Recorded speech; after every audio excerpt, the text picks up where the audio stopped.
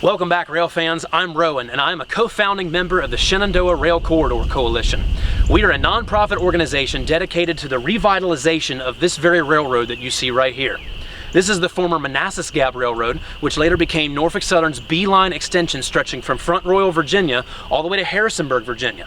Well, the section between Front Royal and Broadway has been out of service now in totality for about 4 years. And the question now has become, what do we do with this 49-mile-long, weed-covered eyesore that winds its way through 9 incorporated towns and 3 counties?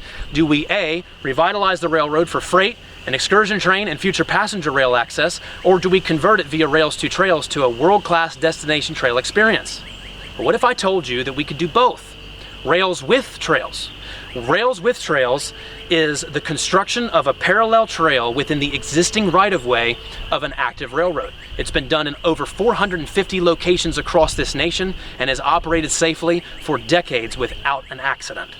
Now, my team at the Shenandoah Rail Corridor advocates for this position. If you want to learn more about this, check out ShenandoahRailCorridor.org. The link for everything today will be in the description below. But for today's video, you're going to get to go on a tour with me. From start to finish, we're going to take a look at industrial zones. We're going to look at tourism opportunities. We're going to look at the track infrastructure itself. What's here? What do we have to work with? And how is this going to enrich the lives of the citizens of the Shenandoah Valley? So without further ado, come along with me on a tour of the Shenandoah Rail Corridor. Okay, so we're going to begin our tour in the town of Broadway, Virginia. We are right around milepost 100 if you're following along on our interactive map on our website. Check out ShenandoahRailCorridor.org and look at our opportunities map if you'd like to follow along with today's tour. This is milepost 100 and this is the southern terminus. As we drive through the town of Broadway, I want you to take note of the industry off to our left. What we're approaching is Virginia Poultry Growers Cooperative's feed mill. This feed mill is the last active customer at the southern end of the corridor and the northernmost end of the section of railroad that's still in service. This feed mill here takes in thousands of carloads of corn and soybean meal per year. Okay, so beautiful downtown Broadway, Virginia.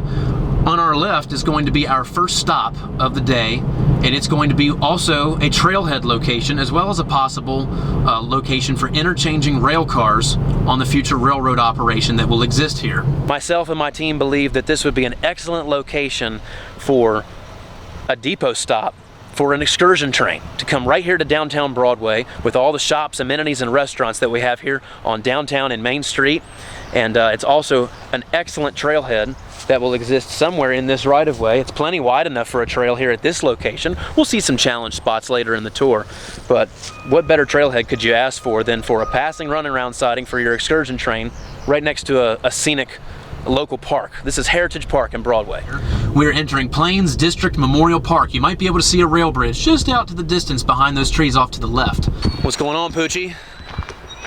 Hello there.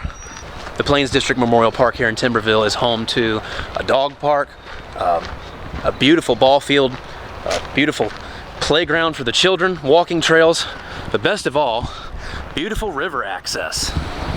Okay, let's talk about bridges. Bridges have been a #1 question surrounding this project since its inception. What is the condition of the bridges? Are they safe for a trail? Are they safe for rail? Can you cantilever a trail off a bridge? If so, what is that going to take? What repairs are going to be necessary on each individual bridge to restore rail service? Well, we didn't know the answers to this. The counties didn't know the answer to this, so we, the Shenandoah Rail Corridor team, commissioned a bridge inspection report in July of 2023. That report went through every bridge along this line in detail from a rail-centric perspective. We already had the Michael Baker report that was included in the feasibility study. So the summary of the bridge report, what did we find? Almost all of these bridges would be in service today if it weren't for the deck condition. The deck would be the ties that are on top of the railroad, the cross timbers or cross ties as they're also called in the industry, okay? So that's the majority of the problem with most of these. Now, there are a handful of bridges that are going to need minor repairs, and there's at least 1 or 2 that are going to need severe structural repairs or fills built. For example, I want you to see what's right here next to me. Now this problem has been steadily getting worse the longer the railroad remains out of service. As you can see, we have ties and rails kind of suspended above the ground where there used to be ground. Putting this rail corridor back in service and maintaining it the way it should be maintained instead of letting it sit and rot for anywhere between 15 and 30 years, depending on where you are on this corridor, that maintenance is the key to a successful railroad. So this is going to be a project that we have to do. I'm not hiding this from anybody. Everybody knows that this is a problem. Clearly, look at it, okay? A train can't go across that. Concrete piers, the steel deck girder, all of those are in excellent shape. In fact, when I hosted our bridge inspectors from Stifler McGraw, they told me while we were on site crawling underneath the steel frames, we have seen bridges in way worse condition that we have kept in service. Your bridges are in way too good of shape for you all to turn this into a standalone trail. You guys have got to save this railroad. Whatever you do, you cannot afford to lose the viability of freight on a bridge that's in this good condition. And that was the theme that we saw throughout the entire bridge inspection. From a railroader's perspective, are they perfect? Absolutely not. They are going to require rehabilitation. But there is investment on the table ready to start working on this railroad as soon as we can acquire it via the Commonwealth. We're asking the Commonwealth to purchase this railroad for $23 million and restore rail service to this line with private dollars and possible transportation grants. Crossing the North Fork of the Shenandoah River now, we're arriving in what used to be the heart of Timberville, at the site of the old freight depot. We're crossing the tracks now, and as you can see, there is plenty of room for a parallel trail at this location.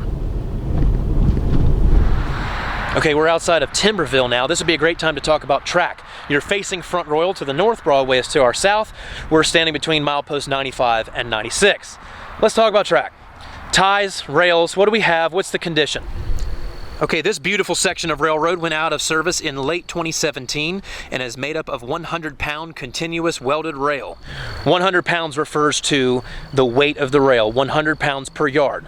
This is 100-pound welded. In the center section, we have 85-pound jointed rail, and we also have 132-pound welded rail up toward the northern end of our railroad. Somewhere around 65% of this railroad is control-cooled welded rail. That's very unusual to find when you're talking about a railroad that's proposed for abandonment and trail conversion. It's a very expensive process. This is typically only completed by your Class 1 railroads and your very profitable Class 2s. Now, let's talk about ties. You're looking to see, are the spike and the tie plate, that flat plate section there, and the tie working together to hold the width, or gauge as we call it in the industry, of the railroad. Standard gauge in the United States is 4 feet 8.5 inches or 56 inches. So you're wanting to see whether or not the tie holds the gauge. During our inspection period, I brought our consultant to this spot and I think 16 other spots along this rail line, and we did tie inspections, and he took a 10 by 10 box chart and he picked a tie right here at the crossing and he walked 100 ties. And he wrote in the box, 5 years, 10 years, 0 years, 20 years, 5 years. That's how many years the tie has left in service before it has to be replaced. Now, not every tie has to be in perfect condition for an operational railroad. Tie and track maintenance is an ongoing challenge for any railroad operation, and there are inspectors that routinely travel the tracks in a high rail truck to check out the condition of the railroad.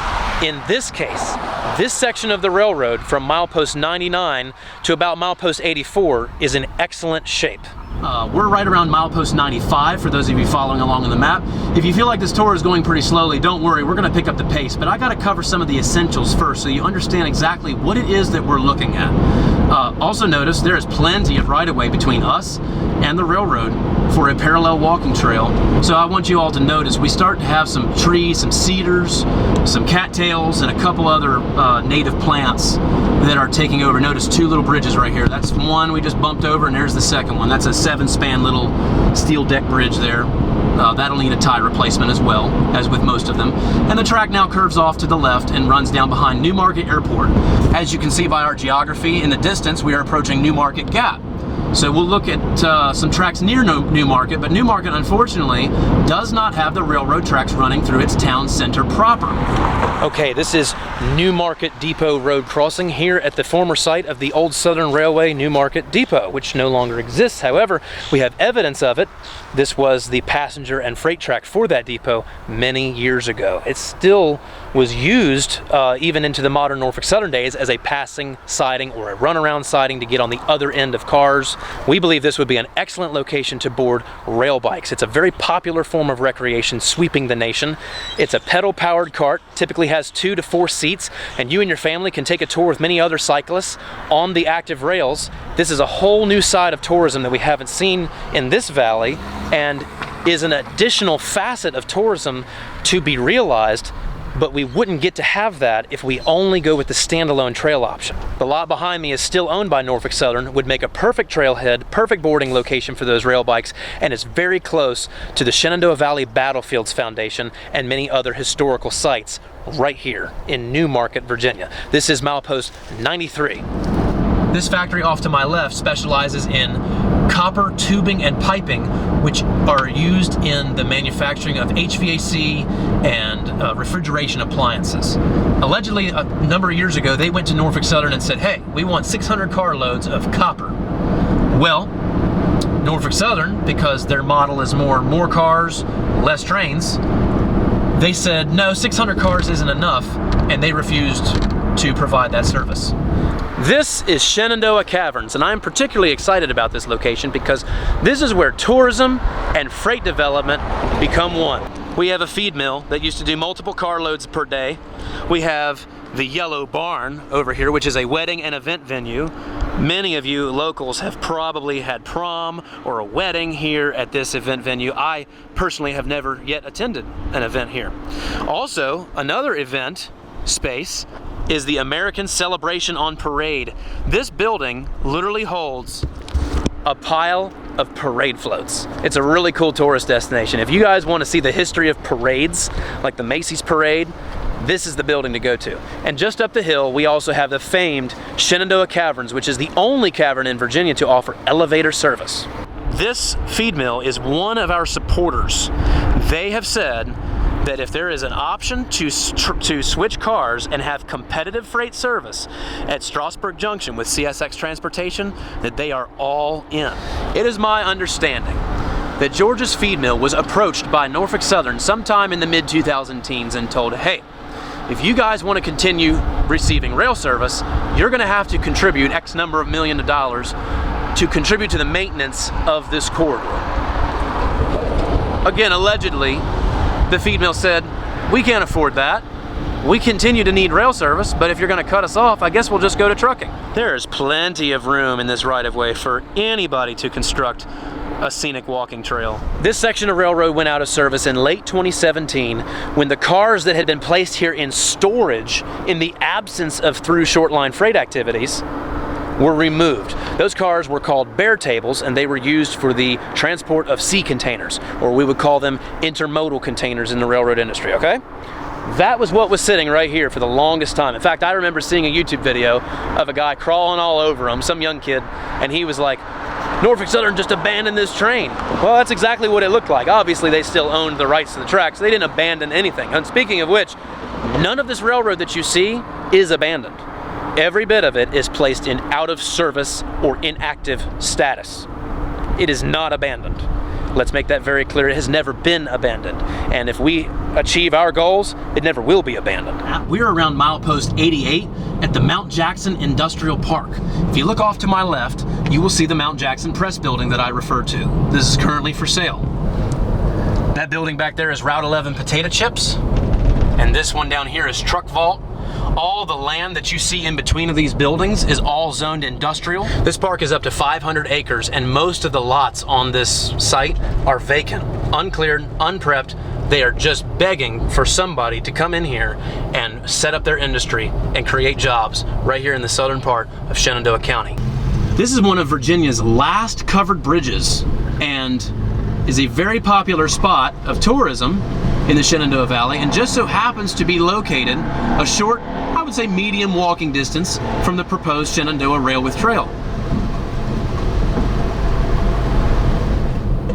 This is the Mount Jackson Town Hall, Visitor Center, Museum, Library, future passenger deboarding location, and future trailhead. As you can see, we have a thriving community. We have a thriving highway, US route. We have an unthriving railroad connection, which very soon should be thriving and will be if we are able to achieve our goals. That is now 4 towns that we have been in. I cannot see, it's very bright. It's 4 towns that we have been in now out of 9 total that have plenty of width right next to the active railroad. Well, this is certainly 2 major rail opportunities in one. This is the Valley of Virginia warehouse. It's a 140,000 square foot facility, and it was recently designated by Governor Youngkin for expansion by Italian plastic container manufacturer Serioplast. They intend on making plastic pieces that we use in our everyday lives, like containers and caps and such like that, right here in the valley. It should come as no surprise that their St. Louis, Missouri facility is rail served. Okay, I'm here at Valley Fertilizer and Chemical Company, right here in Mount Jackson, Virginia at milepost 85, if you're still following along on our interactive map. I want to talk about Norfolk Southern. I want to talk about freight interest. We've heard things around the county that say, oh, freight interest is dead, freight's not coming back to the valley, Norfolk Southern would have done it if they wanted to. I want to dispel a few things and kind of explain the problem a little bit better while we are here just kind of walking around this facility. So, in 1982, Norfolk and Western Railway and the Southern Railway merged to become Norfolk Southern Railway, okay? Now, what that created in the Commonwealth of Virginia is what we like to call line redundancy. You will notice, if you look at a map, that there are 3 north to south routes. The one is the ex-Southern Main from Manassas to Lynchburg. The middle line would be the ex-Norfolk and Western Main from Hagerstown, Maryland to Roanoke, Virginia. And the third one, our Shenandoah Rail Corridor, didn't really have a mainline long-distance connection after it became Southern in the late 1800s, early 1900s, somewhere in there. So when the railroad chartering never made it past Lexington, this line really never did become a through route to Roanoke like it was intended to be when the B&O first laid this. But that didn't stop industries like Valley Fertilizer and some other industries from popping up along the line. Norfolk Southern and other Class 1 carriers like them specialize in precision scheduled railroading. And what that means is basically, in a nutshell, move more with less. Move as much as we can at one time. So you're seeing 150 car trains that'll come up the main line, and I as a conductor will take over this train as a yard conductor, and we will make a cut behind car 60. We'll pull ahead, open up the crossover switch, set those 60 cars into an empty track, reach over with our locomotives to a different track, grab the empties that are going back in circulation, come back out through the crossover switch, and couple back up on the main line, and away they go. Norfolk Southern's model specializes in long-distance bulk freight movements, whether that be a mixed freight or what we call a unit train, where the whole train is one commodity like coal, grain, oil, etc. Well, those cars have to be going somewhere, so somebody has to deliver those single car loads. So it can't be not profitable for someone. Well, that's where the Class 1 industry has relied on short line railroads. These big Class 1s have thousands and thousands of miles of track. But the short lines specialize in customer deliveries, and they also specialize in achieving competitive freight rates for the customers on their line. You can see the switch down there that would be open to allow carloads into this industry track. Now obviously this industry track is not in great shape at all. That's what people like Valley Railroad Company are for. They are our most recent supporter, and they specialize in railroad track construction and rehabilitation. Under this cover is the unloading pit for the cover hopper, and the granules would have traveled up that chute and into the building there. So in March of 2014, Norfolk Southern notified Valley Fertilizer that service would be stopping in 30 days, and the next month it stopped. This has sat this way since that day. So for 11 years, Valley Fertilizer has been spending hundreds of thousands of dollars more than they would have to on product to ship it in by truck, because that's now the only option, when one rail car can carry 3.5 truckloads. So what that means is these several hundreds of thousands of dollars, that cost is being passed straight down to our valley farmer. And that's wrong. That should not be happening. And our county leaders haven't done much about it. They will tell you that, well, we called Norfolk Southern and we asked them what the deal was, and they just said they weren't interested, and we just don't understand why. The county's talked to the wrong people. The right people would have been a railroad consultant like who we've been talking to, would have been short line railroad operators who say, hey, you know what, if we can get that competitive rail access, we can revive this railroad. We can make sure that the customer is always getting the cheapest rate possible so that the savings can increase their bottom line.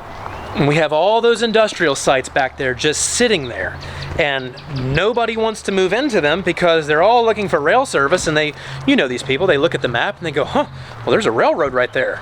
That'd be awesome. Hey, Shenandoah County, we'd like to build a facility with rail access. Oh, sorry, there's no railroad here. It's actually going to be turned into a trail. Really? We're missing out because we're not competing to win. And that should frustrate anybody in the Shenandoah Valley, especially when it's been proven that we can do both, okay? Even in an area like this, that trail can still exist in that green grass space between that rail and that right-of-way fence on the tree line right back there. There is no reason why we can't do both. And the longer we keep going back and forth on this rail versus trail nonsense, the longer this railroad right here decays, loses its symmetry, etc. The longer industries like Valley Fertilizer behind me don't have access to those competitive freight rates, and the longer our farmers and our jobs and our economy suffers because we don't have access to reliable freight rail transportation infrastructure. It's time for the Shenandoah Valley to come together and save the rails. And if we're going to build a trail in the right-of-way, totally fine. But we cannot forsake our railroad because it is our last viable connection to the national freight rail network. And speaking of agriculture, propane is a very hot commodity here in the Shenandoah Valley. There are several propane companies that serve the Virginia poultry industry, and if you don't know, the Virginia poultry industry is the largest agricultural industry in the state, and the highest concentration of it is right here in these counties in the Shenandoah Valley. These propane companies serve that industry, and they are very interested in decreasing their trucking transportation costs by shipping by rail. Now, we have also garnered the support of the Virginia Poultry Federation, the Virginia Cattlemen's Association, as well as the Shenandoah County Farm Bureau because of the direct positive impact that rail will have on their members. Welcome to the most overgrown section on the line. This is the Shenandoah Rail Corridor. You're looking at it right behind me. This is right around milepost 81, 82, right in there. And I'm standing on what used to be known as Bowman's Crossing. As you can see, there was a crossing here at one point in time. This is the section of railroad that has been out of service the longest. Remember, this railroad has been expanding out of service from the center since about 1989. I'll explain that a little bit more here in just a little bit. The rails are 85-pound jointed rail. The ties are not in as good of shape. They will need replacing. As soon as we're done with brush cutting, which actually is not as hard of a task as you might think, there are what's called rail-mounted brush cutters that will make very quick work of this railroad. An excellent potential transload facility currently owned and operated by Appalachian Trucking out of Edinburgh, Virginia, which will be our next town. Again, hard to discern from this level, but the railroad is up the hill from us to the left, and it towers over us for the majority of the rest of the trip to Strasburg, and then it kind of levels out again on the way to Front Royal. We are turning in now at the Edinburgh Mill Restaurant, an excellent location to grab food, a snack, repair your bike after a long day of trail biking and hiking. And just behind this mill is a beautiful cemetery, as well as an equally beautiful railroad trestle. Okay, you and I are sitting currently under the Stony Creek Trestle in Edinburgh. We'll take a look in just a minute. We are also sitting under a cool canopy of over-established trees. I will add that. We're gonna have to cut some trees down out of here. But let's talk about why this bridge went out of service in the first place. So, in 1989, this bridge was placed out of service.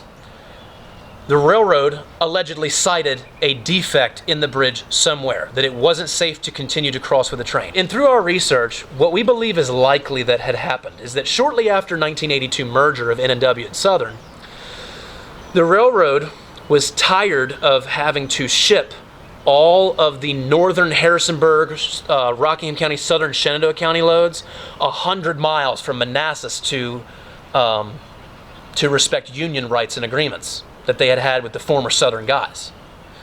What we believe happened is the track inspectors, when they were out here and said, hey, this bridge needs a redecking. Again, new timber cross ties across the entire deck from end to end. You don't just replace one at a time, you do the whole thing.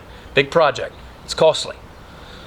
They said, we need to put new ties on this bridge. This is not safe in its current condition. We believe the railroad looked at that at the present time, at the time was 1989, and said, we could serve all of our southern end customers with the N&W crews out of CW in Harrisonburg, Virginia, and save that 100-mile costly haul out of Manassas from the north, and we could serve it all out of Shenandoah and Elkton from the south and cut 50 miles off of the journey.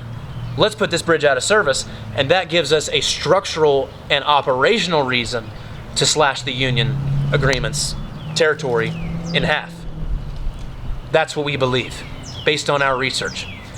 That should explain and dispel any of the myths that this bridge was structurally deficient, in addition to our bridge inspection report, which also proved that. There is unequivocally nothing structurally damning about Stony Creek Trestle, according to the track and bridge inspection reports that we commissioned. So rest at ease, there is nothing wrong with this bridge. In fact, with a new deck, this will be a really great bridge, and one of the greatest that we have on the whole corridor. I want you all to just think for a minute. What would our ancestors say? Those that fought, bled, and died over infrastructure. What would they say if they found out, or if they heard, or if they looked down upon us and saw that we were trying to rip out railroad infrastructure? They'd look at us and think we were absolutely out of our minds.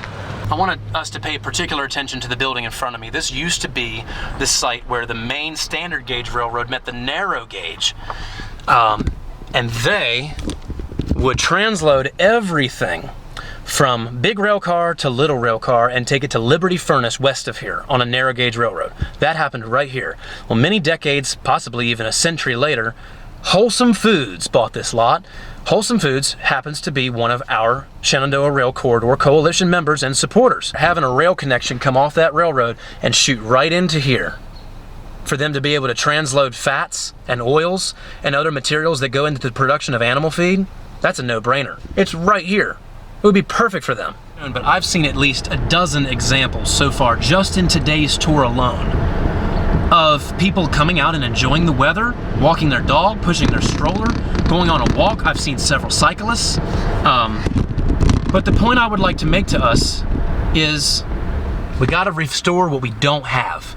We already have roads, we already have sidewalks, but we don't have an active railroad. I hope that resonates with some of you. We even have a payphone in the town of Edinburgh and no railroad? Come on now.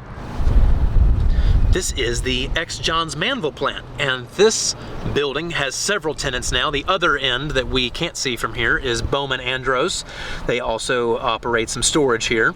Evermark, that's the center section, I believe, and they manufacture railings and staircase pieces. And then we have Amazon Flex down here at the northern end of the building, and what I like to call the business end of the building. You'll notice there's some railroad tracks here. So in this building, there used to be a big door right here in the side, and that door allowed rail cars into the internal unloading dock. All right, from this vantage point, we can see the 3 tracks. There's one in the woods back there, here's 2, and then 3 we came across on our way in, and all 3 of those tracks tie into a single lead and out to the main in those trees back there. All right, this would be a perfect opportunity to talk about transloading, because this site with the indoor and outdoor space would be perfect for it. Rowan, what's transloading? Okay, let me give you a scenario. All right, your business is not located right next to the railroad, but you still want to take advantage of competitive freight rates because trucking is gouging a hole in your bottom line. But you can't order 600 carloads of one thing like that one company asked for, but you can order 2 or 3. Well, that's where a short line railroad partnering with a transloading operation on the railroad comes into play, because you call me up and say, hey, I need 3 carloads of sand and I only need them in September and October.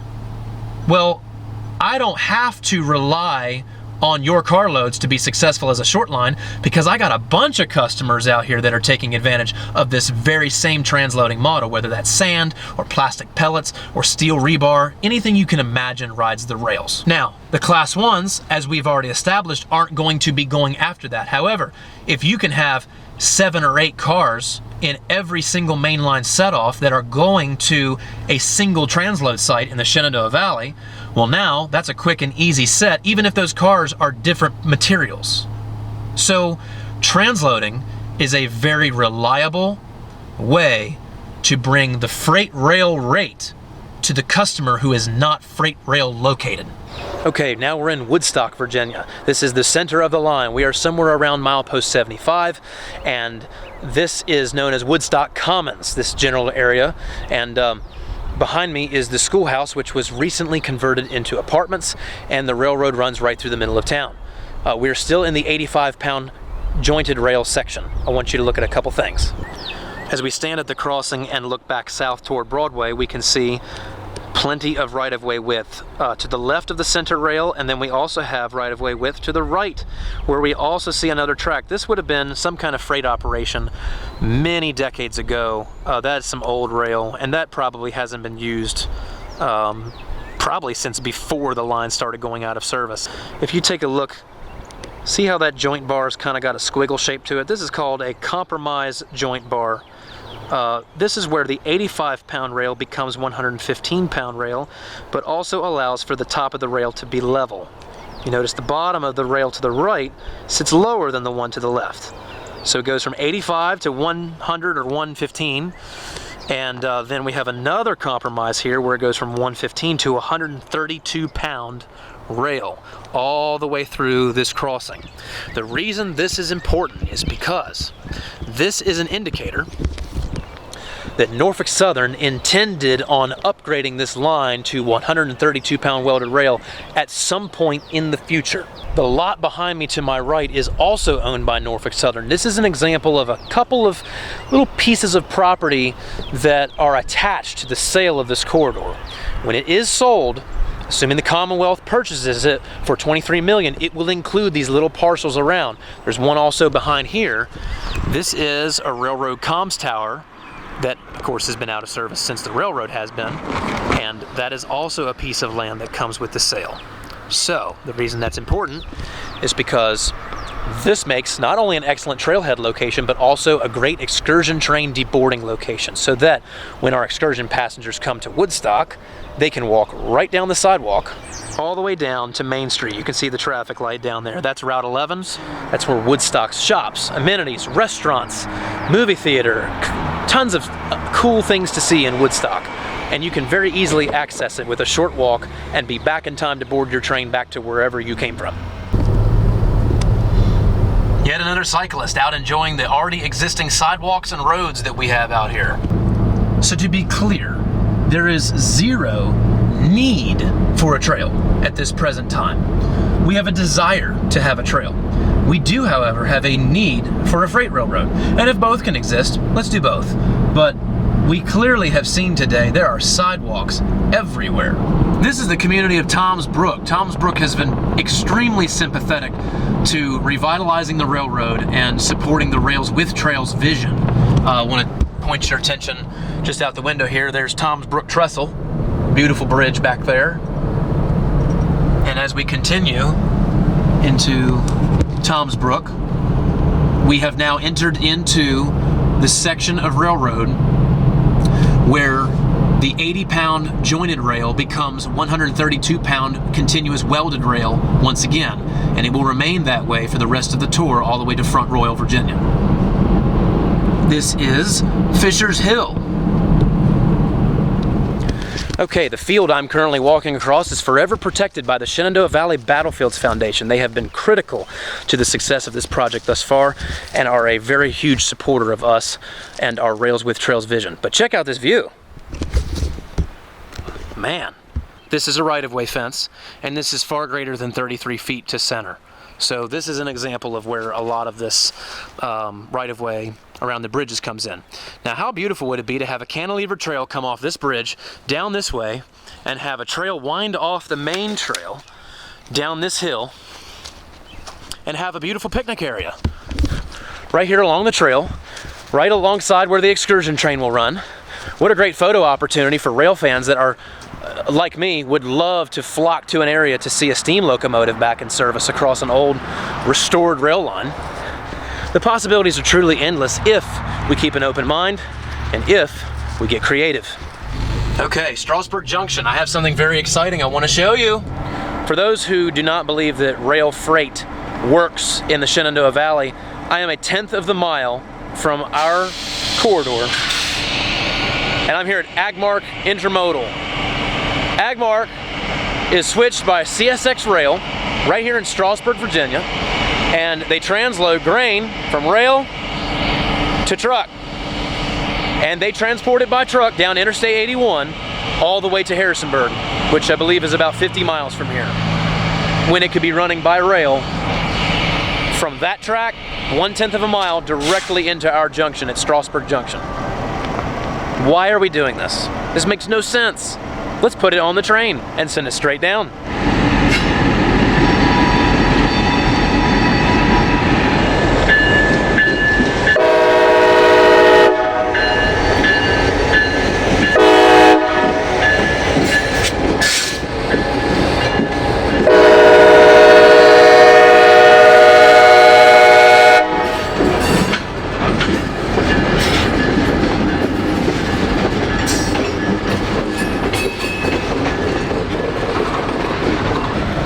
Freight does not exist in the valley. This is Agmark. Now pay attention to how close we are.